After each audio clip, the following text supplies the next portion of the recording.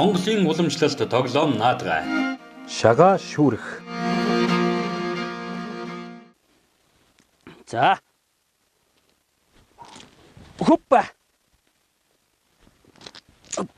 За тэглгүй яах. За ма. 6.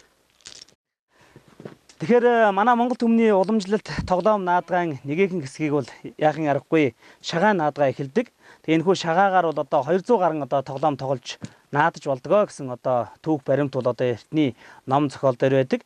Тэгээ өнөөдөр бол та бүхэндээ энэ хүү одоо шагаа шүүрэх гэдэг одоо энэ хүү тоглоомын талаар товчхон мэдээлэл хүргэх гэж байна. Эртээр үед одоо монголчууд одоо шагааг шаа гэж нэрлэдэг байсан. Шүүргийн шаа, тоглоомын шаа гэж хоёр уутанд даван уутанд гэж хадгалдаг байлаа. Надыг одоо хөөхд байхад одоо настаашууд нь одоо шаа шүүрэх, хөөхтүүд нь ширдэгэн дээр шаагаа асгаж, шаа харвах, шаа няслах, морь оролдуулах зэрэг тоглоомуудаар тоглодог байжээ. Шааны сүүлийн үед явсаар байж одоо шагаа гэдэг нэртэй болжээ. Бидний хөгдөөс малын шаан чүмгийг чанж эзсний дараа шагааг салган мөлчийтэл мөлжид цэвэрлээд заавал орхиж үздэг. Ингэхэд аль болох морь түргэн буувал эхээхэн бэлгшэн азтай тооцож хөрөнгөө арвжуулах сүргээ өсгийгээд шагаандаа нийлүүлдэг. Айлбар эхээхэн хэмжээний шагаатай байсан бөгөөд түүнийг хөрөнгө сүрэг бэлгэх зэргээр нутагт арай өөрөөр нэрлэдэг. Шагааг даавуу эсгий болон элгэн уутанд хийгээд ханын толгооноос зүүх буюу орд дэр авдар хоёрын завсар тавьдаг байлаа. Эхэн хайлт шагаа шүүрэх буюу тоглоомын гэж ялган хоёр уутанд хийж тавьдаг байсан. Зарим айл эсгий уутаа гоёмсгоор ширж улаан цэмбэр эмжин зээглэж түүнээсээ оосор гарган ханын толгойд үлгсэн байдаг.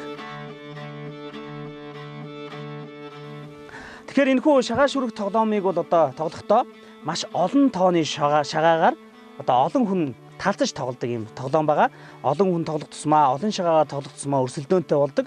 Тэгээ ялангуяа энэ хүү тоглоомыг бол одоо өвлийн одоо шөнийн тэр уртад одоо Монгол түмэн их талцаж ингэж тоглодог гэсэн ийм тоглоом байгаа. Тэгээд энэ хүү тоглоомыг тоглохдоо бол зузаан олбог засч тойрон суугаад шагаагаа дэвжэн дээр тарааж байрлуулад хэн эхэлж тоглохоо тогтоод нар зүг тойрон тоглодог. Тоглогч сумдаа багтахаа өөдөн шидээд тараасан шагааныхаа өөрийн урд угаа зах хэсгээс атхандаа багтах хэсгийг хаман авч дээш шидсэн сумаа атгсан шагаан дээрээ тогтоож явна. Тэгэхээр шагаа шүүрэхдээ хөө хуйга эхлээд нь дээш нь хоосон шидэх ёстой. За хоосон шидснийхаа дараа гараараа энэ олон шагаанаас өөрийнхөө гарын багтаамжаар боломжоор багцлах ёстой. Энийг бол багцлана гэж байгаа. За тэрний дараа энэ хөө хуйга дээш нь шидээд буцаагаад одоо энэ шагаатай гарн дээрээ буулгах ёстой. Буулгахдаа саяных шиг ингэж шагаа унгаах юм уу? Эсвэл энэ олон шагаанда хүрсэн тохиолдолд шагаагаа буцаж нийлүүлээд хөө хуйга дараагийнхаа хүнд шилжүүлэх ёстой. Шагаа шүүрэхэд хамгийн сүүлд гар багтахгүй цөөн шагаа үлдвэл түүнийг хажуугийн хүн алгандаа шигшиж багцалж өгдөг. Цөөхөн шагааг багцлана гэдэг маань үлдсэн шагааг бүгдийг натгаж авахыг багцлах гэж хэлдэг байгаа. За би одоо энэ шагааг шүүрэх гэж байгаа учраас миний энэ одоо тархин дээр сууж байгаа хүн энэ шагааг надад багцалж гараараа одоо сэгсэж багсгаж өгнө гэсэн үг.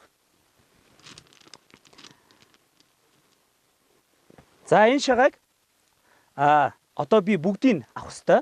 Гэхдээ одоо шагаа шүүрж байгаа энэ хүү наадгаанд бол одоо нэг ширхэг шагаа үлдээхийг зөвшөөрдөг. За тэрхүү үлдсэн шагааг бол одоо монголчууд сүүл үлдээлээ гэж ярьдаг юм байнамаа.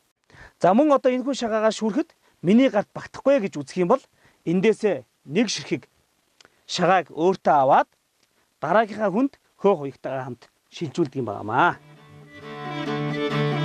Зарим тохиолдолд цөөхөн 2-5 хүртэл шагаа үлдвэл түүнийг энтэнд байрлуулж сум буцаж буу хооронд тоншиж авдаг.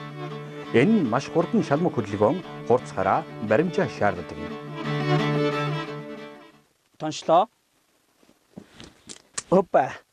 За энэ хүү олбогон дээр үлдсэн одоо хамгийн сүүлийн шагааг би авсан байгаа. Одоо бид нар хоорондоо шагаагаа тоолох ёстой. Шагаагаа тоолоод хамгийн бага тоотой хүний шагаатай адил тоотой шагааг бид нар одоо нийлүүлээд дахин тоглодог байгаа. За бүгдээрээ шагаагаа тоолъё. Энхүү тоглож наадах явцад нийлэх шагаагүй болсон хасагдсаар бүх шагааг өөртөө авч чадсан нь хождог байна.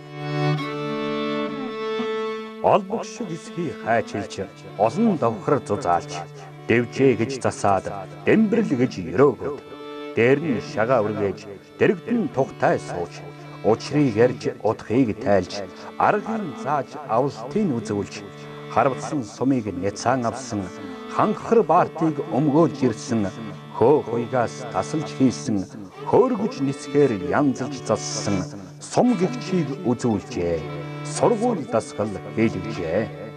Хуйг сумаа өөдөн шидэж, хуруугараа дэвжээнд гэлэн зурж, шагаа тасалж гараа өргөн, шалган амжиж сумаа тосно.